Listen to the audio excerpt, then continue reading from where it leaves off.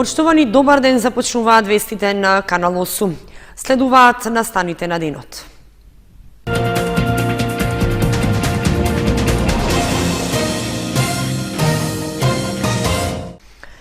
Не очекува голема референдумска победа. Со добивањето на 63 пратеници, Заев ќе си замине од политичката сцена и ќе ја добијат вистинската казна која ја заслужуваат, рече лидерот на ВМРО ДПМН Никола Груевски на вчерашниот митинг одржан во Кучани.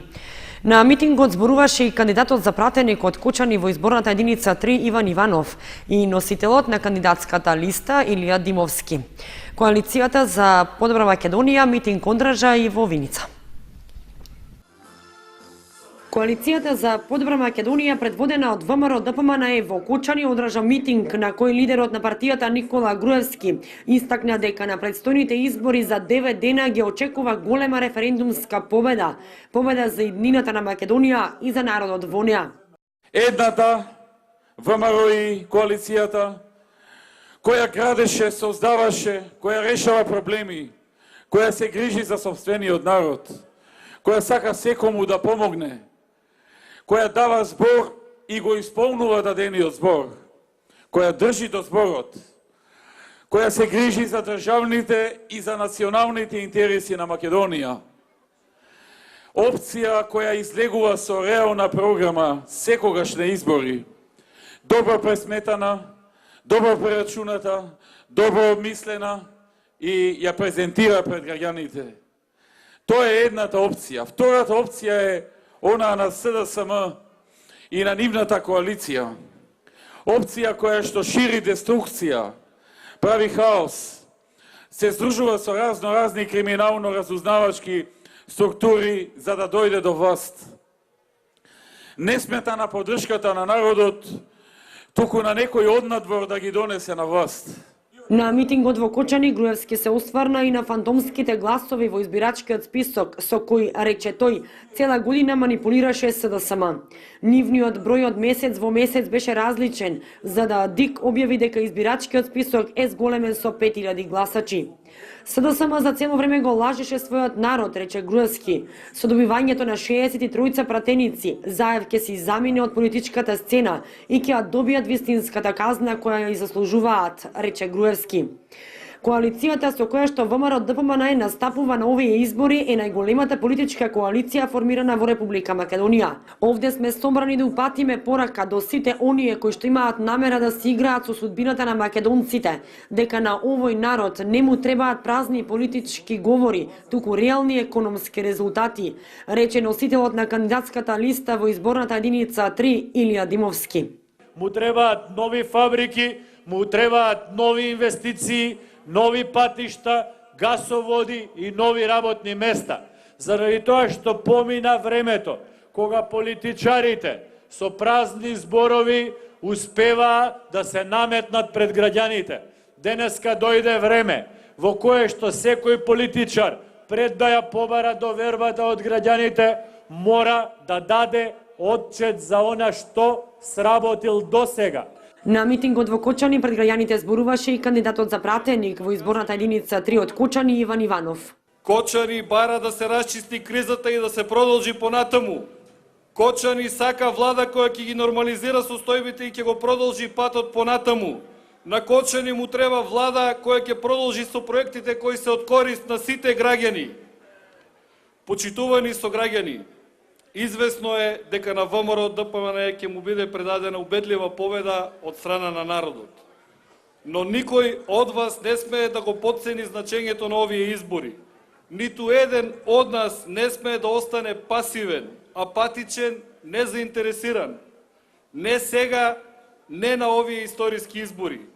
Не на изборите на кои Македонија е дадена на двојазична лицитација во замена за некој глас.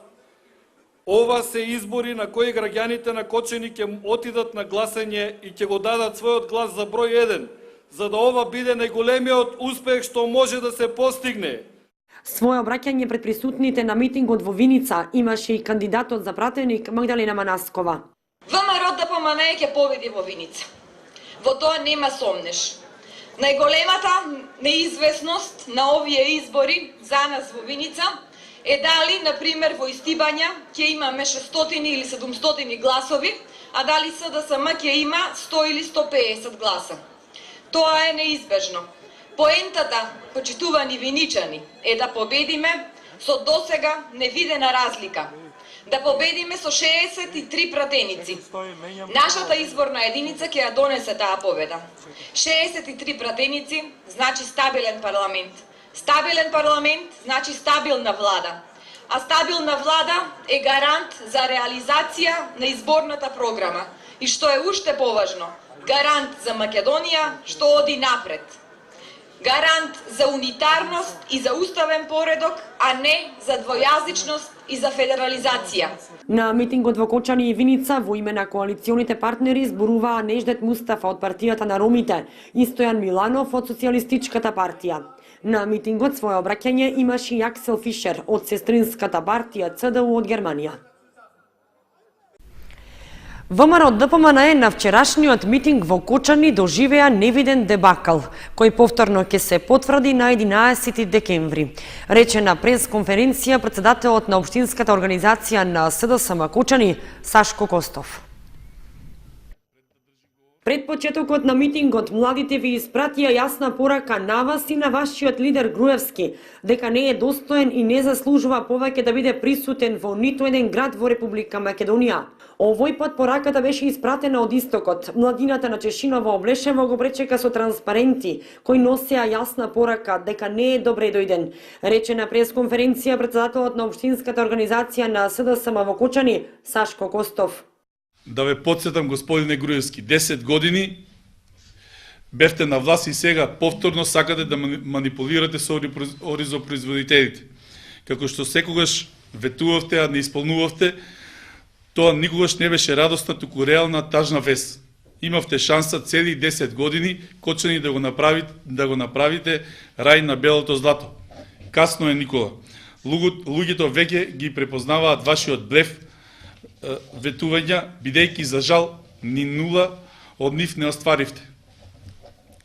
Зарем не сметате дека вашето реално станува големо, нереално општество, исполнето со многу лаги, манипулации и криминал. Ние имаме план за живот во Република Македонија. Господине Груевски, ние не сме халкидики, ние сме празната Источна Македонија. И сега според вас, господине Груевски, што е реално во Македонија? Што цела Источна Македонија лута надвор од границите, а вие упорно ни продавате чоколади, а ние немаме пари ни за леп. Младите сакаат промени и реално разликите се огромни, заврши на пресконференцијата Костов. Непознати лица во средата влегле во штабот на СДСМ, лоциран во Траговскиот центар во Кочани, и им се заканувале на присутните членови на политичката партија. Упадот бил пријавен во полиција и се преземаат мерки за расчистување на случајот.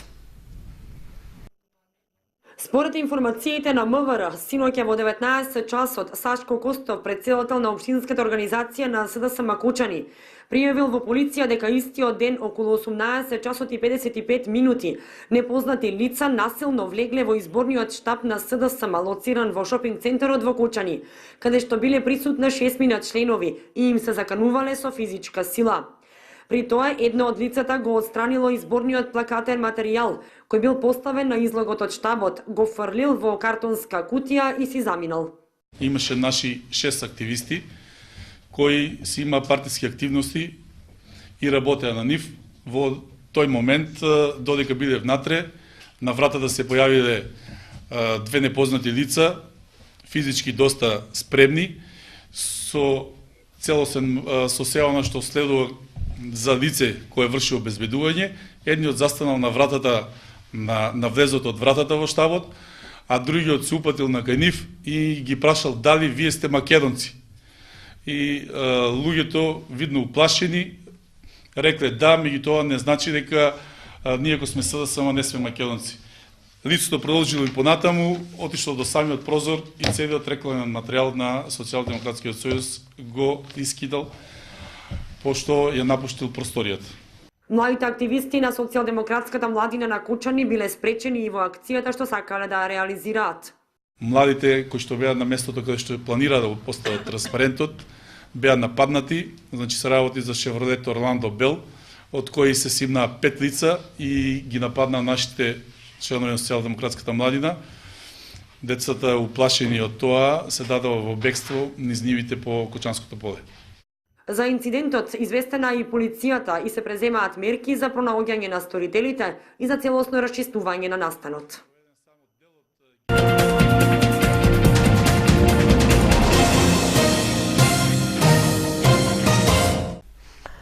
Есенската сеидба во Кочанско реализирана со 100%, во Виничко со 93%. Ова е прв пат по низа години планот целосно да биде реализиран на општо задоволство на индивидуалните земјоделски производители и земјоделските стопанства, истакнуваат од подрачните единици на Министерството за земјоделство, шумарство и водостопанство во Кочани и Виница. Поволните климатски и почвени услови, навремената подготовка на површините за сеидба, примената на потребните агротехнички мерки, како и квалитетниот семенски материјал за сеидба, придонесоа есенската сеидба во Кочанско годинава да биде реализирана на 100% од планираните површини. Ова е прв пат по низа години планот целосно да биде реализиран на општо задоволство на индивидуалните земјоделци и производители и земјоделските стопанства. Од планираните 6400 хектари насејани се 6396. Најголеми површини се насадени со житни култури 6196 хектари, од кои пченицата на 3085 хектари, ршта на 80 хектари и есенскиот јачмен на површина од 3016 хектари. Истакнуваат од подрачната единица на Министерството за земјоделство, шумарство и водостопанство во Кочани. Годинава на полињата во Кочанско се врати и афионот, кој е застапен на површина од 5 хектари. До целосна реализација на планот за есенската сеидба, истакнуваат од подрачната единица во Кочани, придонесе и навремената жетва на уризот и обработката на површините на кои е засаден есенскиот јачмен. Есенската сеидба во Виничко пак е реализирана со 93%. Од подрачната единица на Министерството за земјоделство од овој град истакнуваат дека со планот есенва се планирани за сеидба 704 хектари, од кои најголеми се површините под есенски житни култури 685 хектари, и тоа 615 кај индивидуалните земјоделски производители. Во есенската сеидба се планирани 15 хектари под индустријски култури, како и 2 хектари со градинарски и фуражни култури. Од податоците изнесени во информацијата од подрачната единица на ресорното министерство од Виница, се истакнува дека есенската сеидба досега е реализирана на површина од 657 хектари или со 93%. Единствено намалување од планираните површини има кај афионот, каде што наместо 15 хектари се насејани само 2, пред се поради слабиот интерес на земјоделците да одгледуваат афион. Општина Виница објави јавен тендер за операторот кој ќе обезбеди шинтерски услуги во градот. Сумата што се планира да се потроши е околу 2000 евра, со што локалната самоуправа сака да го ублажи проблемот со кучињата скитници, што во последните години рапидно е зголемен. Близу 130.000 денари планира да потроши општина Виница за делумно решавање на проблемот со кучињата скитници во градот. Толкова е сумата што е определена со објавениот јавен тендер со кој се бара оператор кој ќе обезбеди шинтерски услуги. При тоа се предвидува дека овие пари би требало да бидат доволни за покривање на трошоците за привремено згрижување за дел од кучињата скитници и другите бездомни животни. За да се квалификуваат во постапката, од понудувачите се бара цената што ќе ја дадат да биде по едно заловено куче, а ќе биде избрана на ефтината понуда. При тоа за извршената услуга ќе биде изготвен записник во присуство на овластено лице од општина Виница, во кој ќе биде наведен бројот на заловени кучиња скитници во секоја поединечна акција на заловување. Неопходно е фирмата оператор да ја изврши услугата во рок од 3 дена по доставувањето на писмено барање од надлежните во локалната самоуправа на Виница. Со оглед на законските одредби за благосостојба на животните и со правилникот за технички услови за прифатилишта, услови за чување на животните и постапките за еутаназија, општината има обврска да изнеде субјект што ќе ги обезбеди услугите. Пресметките покажале дека неопходни се над 2000 евра за да се обезбеди заловување на кучињата скитници и нивно сместување во соодветни простории. Конечното решавање на статусот на заловените животни предвидува и давање на посвојување, еутаназија и стерилизација, како и вакцинација и обезпаразитирање. Искуството од минатите години покажува дека операторите кои имаат услови да ги обезбедат услугите имале мал интерес, затоа што со парите што ќе ги добијат не можат квалитетно и според законските прописи да ја завршат услугата.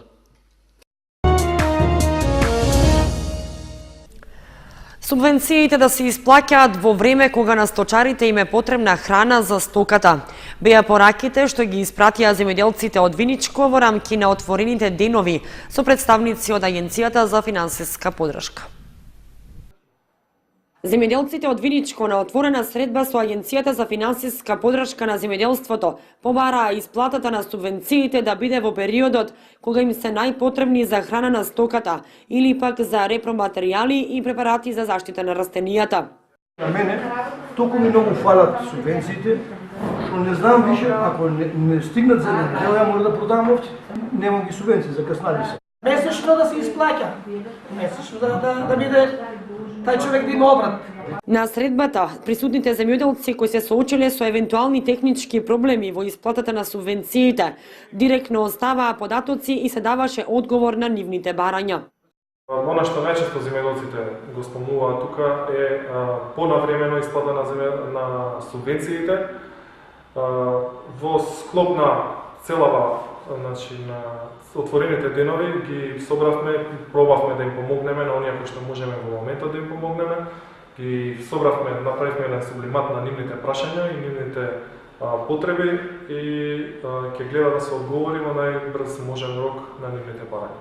Одредени прашања и одредени барања реално може да се спроведат, меѓутоа треба да се изнајде најдобриот модул во однос на спроведување на програмата. Значи, дел од нив може да се спроведат, значи дел од нив се реални, треба со мали измени на програмата да можат веќе од наредната година да се спроведат тие барања.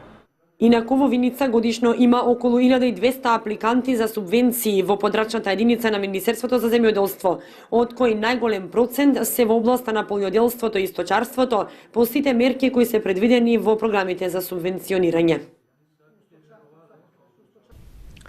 Сообраќајна несреќа. Една жена од село Теранци загина при судар на две возила на магистралниот пат Штип-Кочани.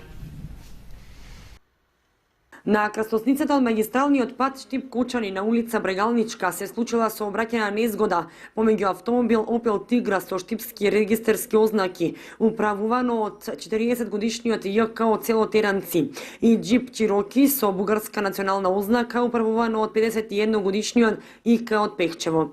Во незгодата со тешки телесни повреди се здобила 65-годишната СК од село Теранци со патничката од Опелот, која била пренесена во клиничка болница Штип, каде починала.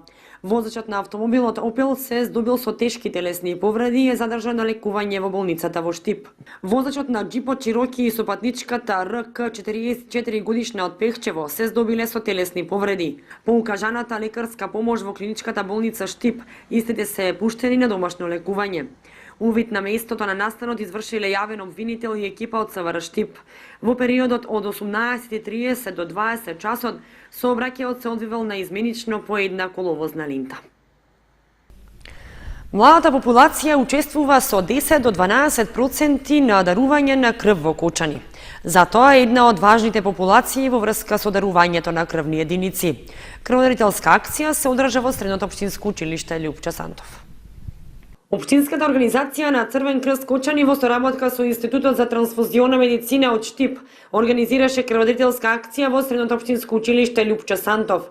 Од голема важност се ваквите крводарителски акции во средните училишта, од причина што младата популација представува идната крводарителска база за задоволување на потребите од крв на заедницата, истакна од Црвен крст. Да искористам оваа прилика да се заблагодарам на управата на Средното училиште што дозволи и возможи денеска да организираме акција во нивните простори и со тоа помагаат во градење на оваа идна донорска база. И со тоа што се собираат крвни единици кои прават промена во животите на луѓето на кои им е потребна крвта. Исто така сакам да напоменам дека од вкупната бројка на собрани крвни единици на годишно ниво, че самите крвни единици што се собираат овде во средните училишта изнесуваат од 10 до 12% и затоа можам да кажам дека младата популација е доста важна популација за нас и за самата заедница. На денешната акција собрани се 21 единица крв. Наредната недела ваква иста акција ќе се организира и во Средното општинско училиште Гошо Викентиев.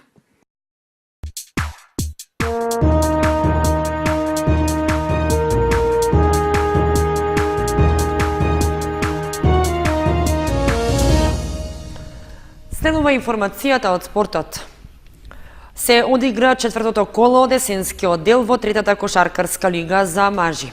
Кошаркарите на Баскет Дино гостуваа во Скопје, каде со разлика од 22 коша беа поразени од екипата на МЗТ. Катастрофален пораз претрпеа кошаркарите на Баскет Дино на гостувањето во Скопје против лидерот на табелата МЗТ. Средбата од четвртото коло од есенскиот дел во првенството на третата кошаркарска лига заврши со резултат 87-55, со што домакините само ја потврдија својата доминација. Со оглед што скопјани во досегашниот тек на првенството се неприкосновени во играта, имаат 3 победи од исто толку одиграни средби, нашите момчињи и не можеа да сторат нешто повеќе во одбраната.